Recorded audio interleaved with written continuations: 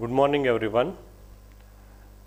Today I am here to explain another concept in flow control. In the last session we discussed about different flow control statements like if, simple if else and if else ladder, that is ELF. So again we have two more statements which controls the flow of execution. So they are called as looping statements. They are not conditional statements, but still they check some condition and they control the flow of execution. So they are called as looping statements. So we have two looping statements, while loop as well as for loop. So I think you know very well what do you mean by looping statements. Looping statements are like iterative statements where they execute some particular part of code repeatedly, means number of times. So which is provided in the condition. If the condition is true, it will execute the selected part one more time. If the condition is false, it will come out of the loop. Let us say I can take very simple example. Assume that you are pouring or you are doing some work repeatedly. So you will continue with the same work till it gets completed, correct? Let us say you are building some house. So people will work for daily, correct? Until the house is constructed in full-fledged way, right? So anything you can take. So every time you check whether the task is completed. If the task is not completed, again you go back, you execute and you check the condition whether the task is completed. Again go back, execute the things, again come back. So this is how the looping works. So we have two looping statements, while loop and for loop.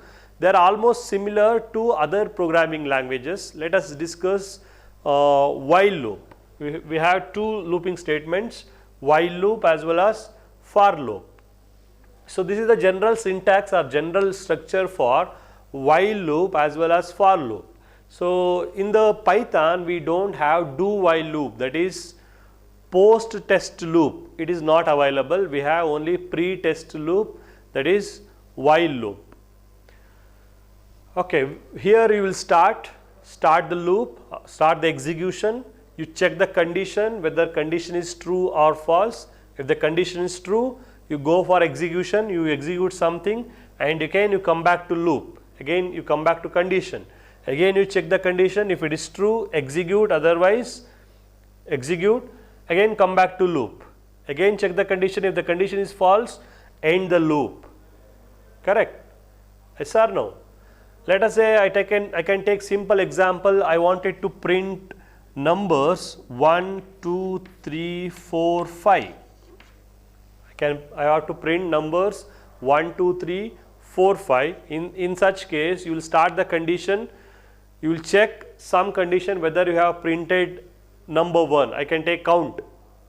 Initially, I can take count as 0. So count as 0. Then it is, which is 0 is less than count 5 or equal to 5. 0 is less than or equal to 5, which is correct. So maybe you print 1, count plus 1, count is initially 0, so you will print count plus 1, okay.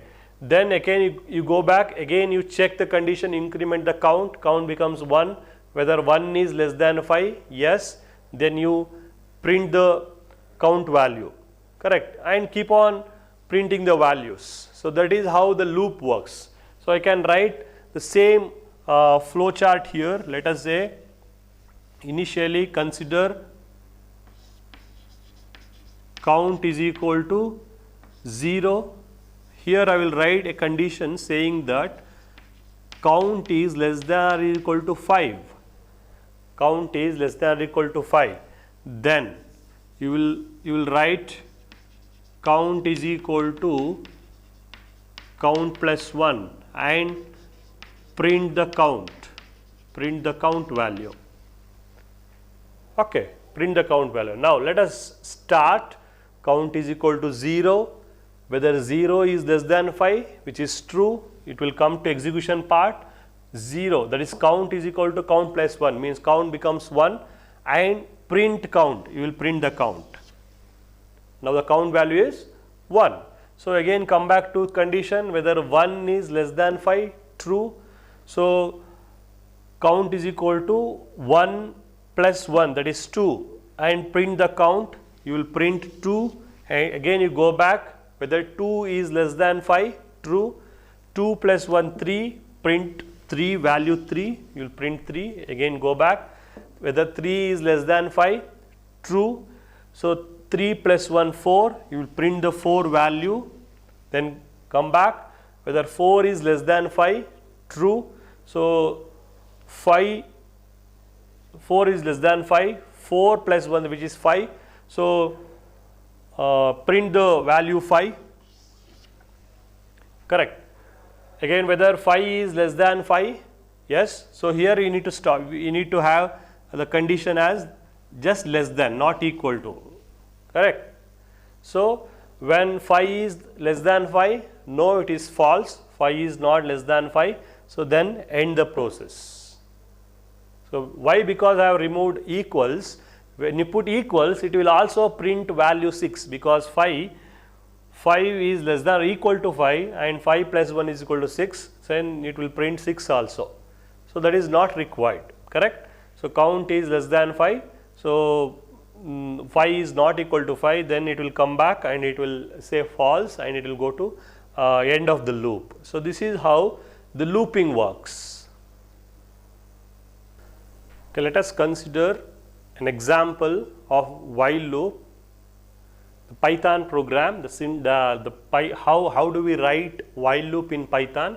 So here we have general syntax, while followed by a condition. You need to write while keyword followed by a condition followed by, and it is followed by some indentation. As I said, indentation is very important in Python.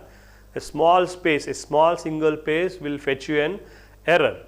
Okay, here you are providing some space, that is indentation, equal indentation, then you are incrementing the count value, then you are printing the count value, incrementing the count value and print the count value. As I said, count is equal to 0, it will check whether 0 is less than 5, yes, true, it will go inside the loop, means it will enter the loop, count is equal to count plus means 1, so you will print 1 value, again you will go back to condition, 1 is less than 5, count becomes 2, print 2, 2 is less than 5, count becomes 3, print 3, 3 is less than 5, 3 plus 1, 4, print 4, go back, 4 is less than 5, yes, print 4 plus 1, which is 5, print 5, go back, 5 is less than 5, which is false, then it will come outside the loop.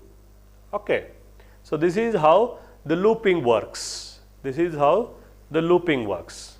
So I can take one more example where I wanted to add summation of first 10 numbers, first 10 numbers or first 50 numbers, first 100 numbers, anything you can take.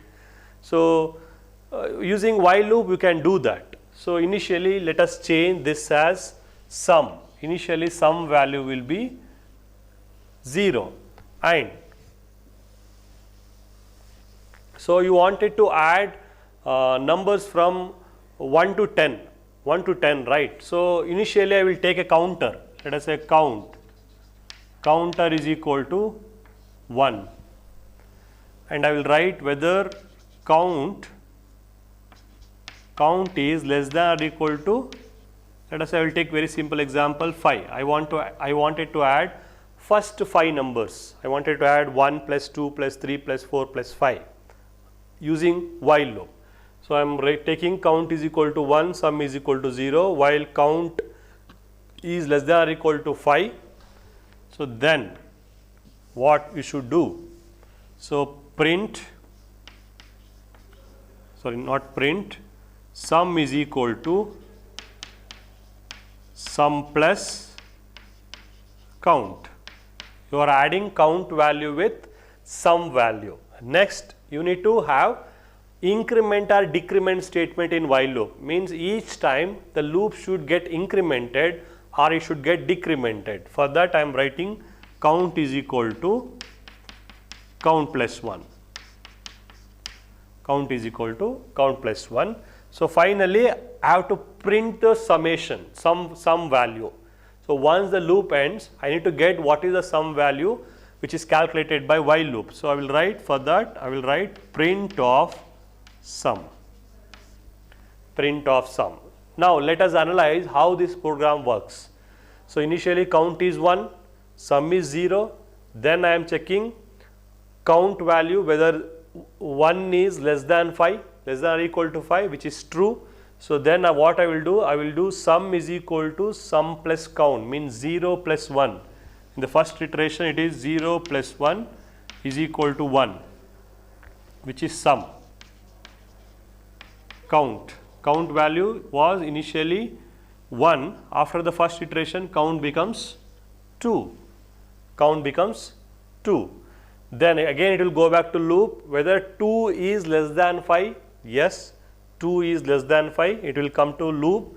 So initial sum is 1 plus count is 2, 1 plus 2 it is 3, and the count becomes 2 plus 1, which is 3. Correct. Again go back to loop, count value is 3, whether 3 is less than 5, true. So sum is equal to sum plus count, sum is 3 plus count is 3, which is 6, and count becomes 4. Go back, whether 4 is less than 5, true, come inside the loop, sum is equal to sum plus count. What is the sum value? Sum value is 6 plus what is the count value? Count value is 4, the sum becomes 10. What is the new count value? New count value is 5. Correct. Again go back, whether 5 is less than or equal to 5, which is not less than but equal to 5. So it will come inside the loop, sum is 10, 10 plus 5, which is 15, and count becomes 6. Now the condition should fail. 6 is less than or equal to 5, no, the condition fails. It will go out of the loop, it means the execution will go, the flow will go out of the loop. That's why we call it as flow control, how you manage the flow. Here based on the condition you are trying to control the flow. Now control will go out of the loop and print some value, the sum value is 15 now. So you will get output as 15, output as 15. Okay, this is a very simple example which fetches sum of 5 numbers. If you want to take sum of n numbers, still you can take by taking some input.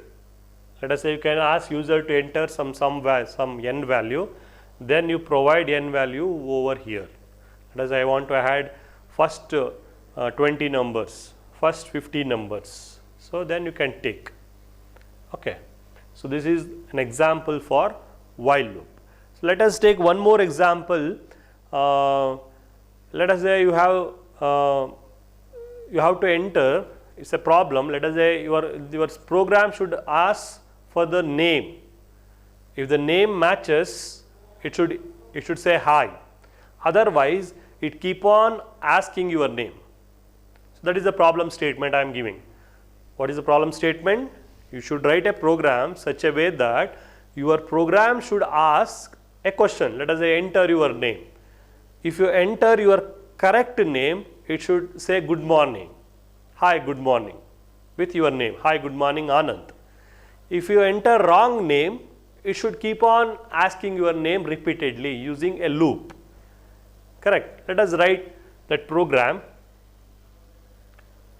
Okay, let us write the program. So I said you should take your name as an input, right? For that, let us say, let us write a loop while. Let us write a loop while, because it should ask repeatedly. I don't have proper condition here, correct? The condition is when the input entered name is equal to actual name, then loop should close.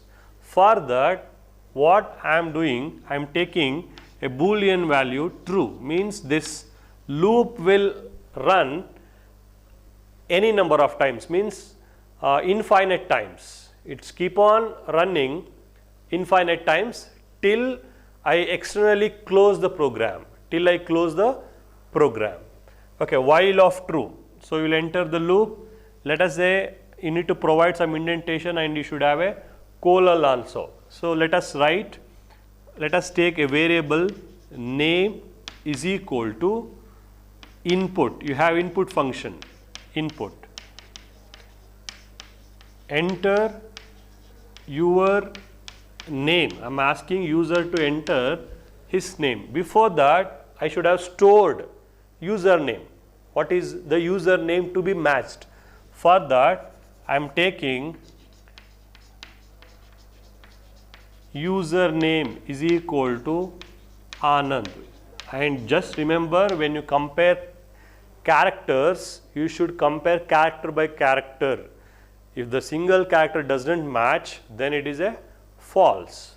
So I have stored a predefined name Anand and I am entering a loop and I am asking user to enter his name. He will enter whatever data he has entered, it will stored in a variable called name. Next, the task is I need to check whether the entered name is equal to actual name. For that I am saying if name is equal to username. The name is equal to username, then you should write a colon.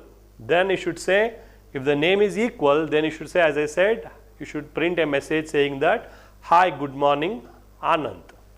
Let us say print, again you need to give some indentation, you have provided some indentation. So print hi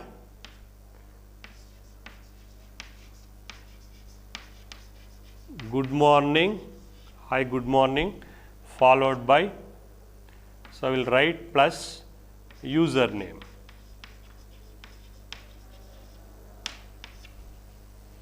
Plus username, hi good morning followed by username, means if you enter entered a name as Anand, which is compared true, then you will get output as hi good morning Anand, correct. Then after this, if you have entered correct name, you should come out of the loop. For that I will write break.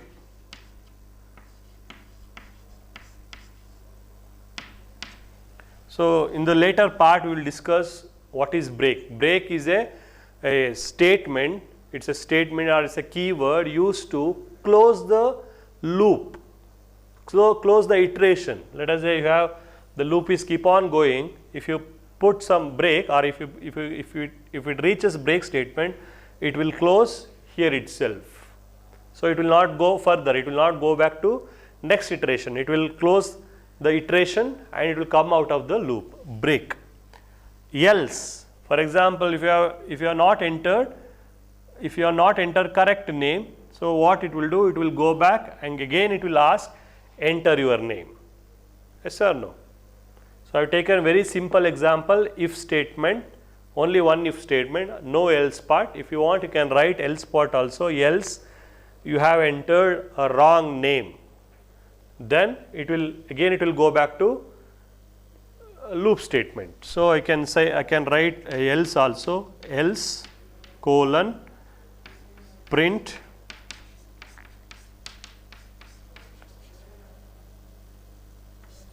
or a wrong name.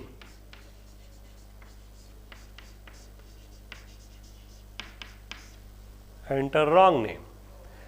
Assume that, let us say I have a username as Anand, while of true, infinite loop, then it will ask for the input. Let us say I will enter as Kumar. My input is Kumar, which is stored in a variable called name. Then if statement, whether Kumar is equal to Anand, no, obviously that is not equal, it will come to else part, wrong name. then where the control will go? Control will go back to while loop again. It will go to while loop and it will again say enter your name. Now if you enter your name as, let us say I will enter in the capital letter ANAND, Anand. It's correct, right? Anand. No, it is not correct, as I said in the initially.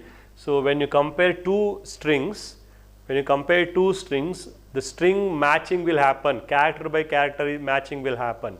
So when you say lowercase or uppercase Anand is equal to lowercase Anand, which are not equal, again it will say wrong name. Correct. Again it will go back. When you enter in the lowercase Anand, then lowercase Anand is equal to the username, then it will say hi, good morning Anand, and break, the loop gets ended. So this is the example, another example for while loop. Okay, next we have two statements with while loop. One is break statement and continue statement. In the previous example we got to know how do we use a break statement. So to close or to come out from the loop we use break statement. So in the same way we have another statement called continue statement.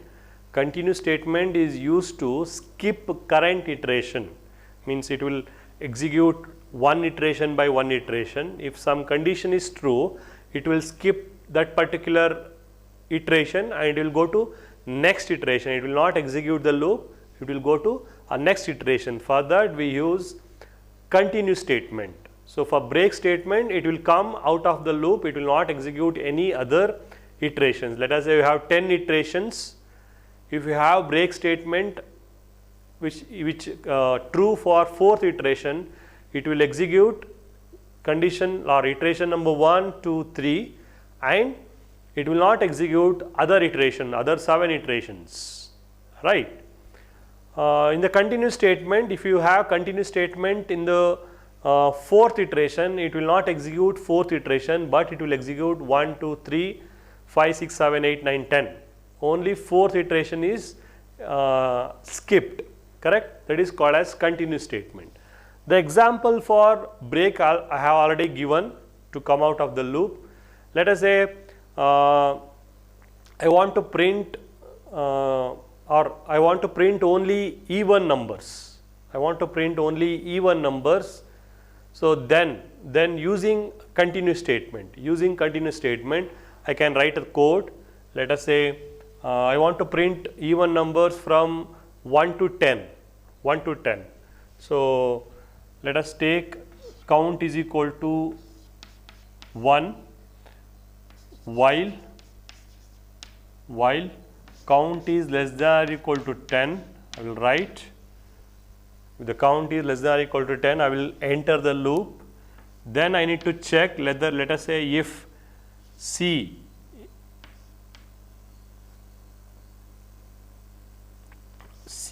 mod 2 is equal to 0, means here I am checking whether it is a even number or odd number by performing modulus operation or remainder operation. If you have even number modulus 2 will be remainder will be 0. In such cases what I will do, I will print the result. Otherwise, so I will continue with the next iteration. Okay, or else, okay, I will take print C.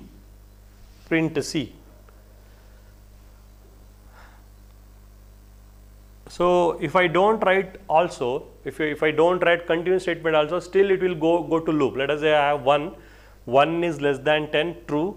Whether 1 mod 2 is equal to 0, no, 1 mod 2 is not equal to 0. So it will not enter the loop, again go back to next statement. So like that it will happen. So I have to increment also C is equal to C plus 1. Count becomes 2 now. Whether 2 is less than 10, yes. 2 mod 2 is equal to 0, then it will print C, correct, print C. then sorry, here when it is 1 mod 2 which is not 0, print C else or else. So, I can say C is equal to C plus 1, each time C should get incremented. So, count is equal to 1, while 1 is less than 10, 1 mod 2 is equal to 0, no, it will come here, 1 is equal to 1 plus 1, 2, 2 is less than 10, 2 mod 2 is equal to 0, print 2, 2 plus 1 3, it will go back, 3 is less than 10, 3 mod 2 which is not 0, so it will come to here, 3 is equal to 3 plus 1 4. So, this is how by default it will go to continue. Else what you can do, you can write one more statement, else continue, you can put like this also, but by default it will go. When the condition is fails, obviously it will go to next loop. So, else continue, then you need to write C is equal to C plus 1, C is equal to C plus 1, by the general statement, either condition is true or false, this statement is executed. If it is true, this statement executed, if it is false, the continue statement will work, it will go to continue. Okay. Another mistake here, if I say continue here itself, so it will not increment, it will simply continue, again it is a mistake. So, what you can do,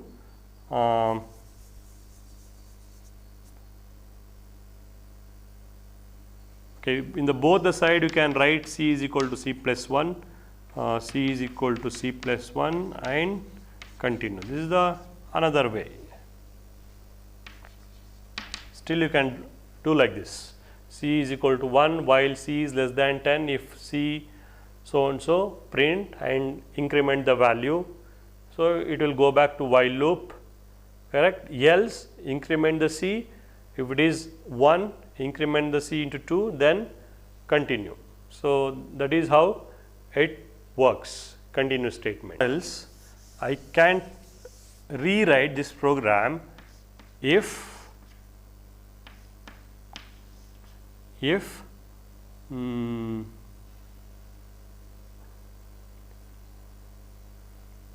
C is C mod 2 is not equal to 0, I can write like this. So, you find the remainder, if the remainder is not equal to 0, then continue.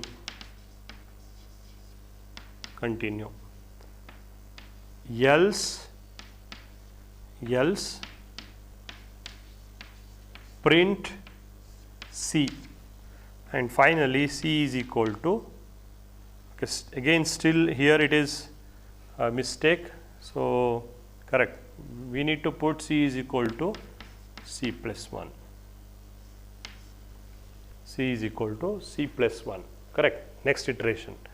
So, I can rewrite like this also, C is equal to C plus 1. C 1 is less than 10, 1 mod 2 not equal to 0, yes, 1 becomes 2, continue. 2 is less than 10, whether 2 mod 2 not equal to 0, which is false, it will come to else.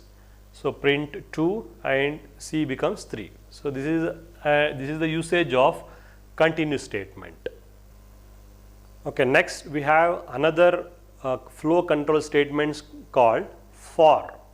So, if you have previous knowledge, previous programming language, those for loops have a different syntax. So, that has initialization, condition part, increment or decrement, then for loop, a body of for loop. So, here also we have all these things, but the syntax is in different way. So, we do not have simple for, we have for in range, for in range statement. So, the syntax for that, so you should write for, let us take I, we have in range statement. So, this is how we write for loop in Python. We have a for keyword, we have a iterator, that is I a variable and in range. A range will take three parameters, that is initial value, what is the max value, what is the iterator,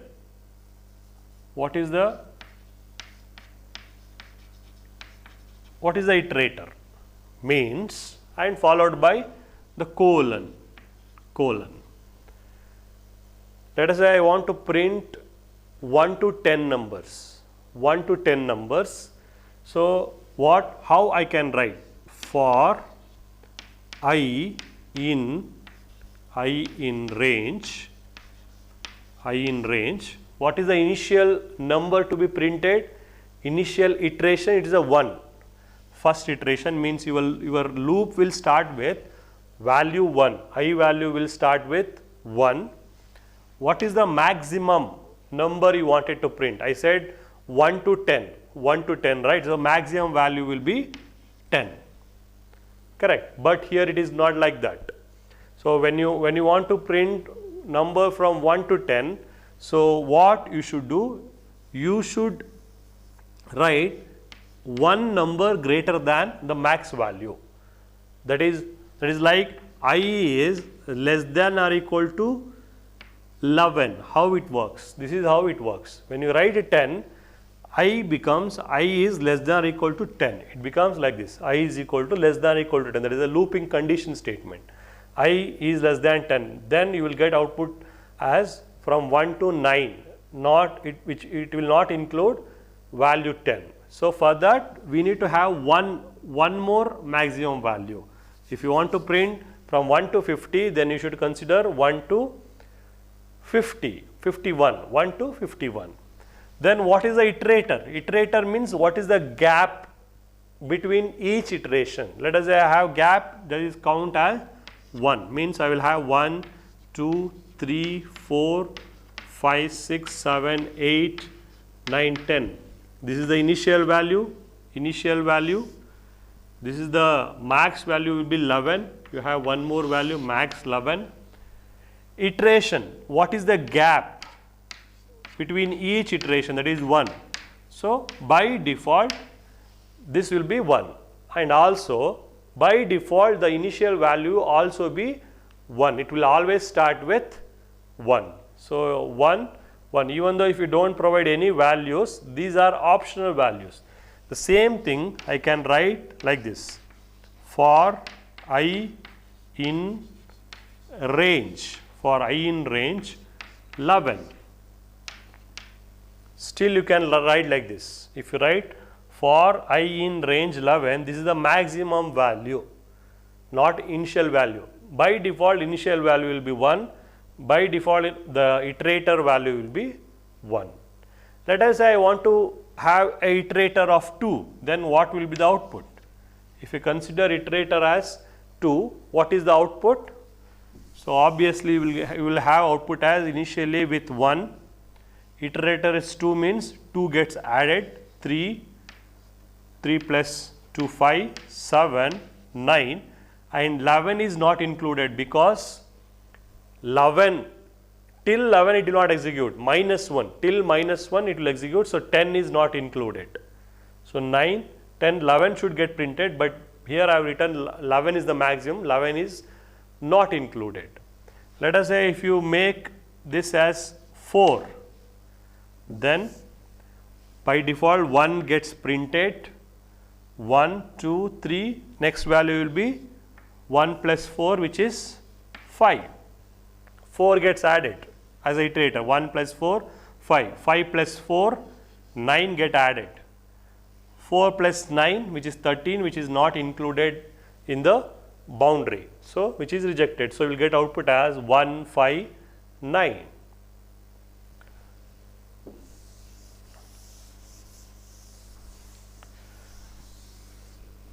Okay, for the same example, I can write this for I in range in the reverse order also. So I will show you. For now I wanted to print numbers from 10 to 1. 10 to 1.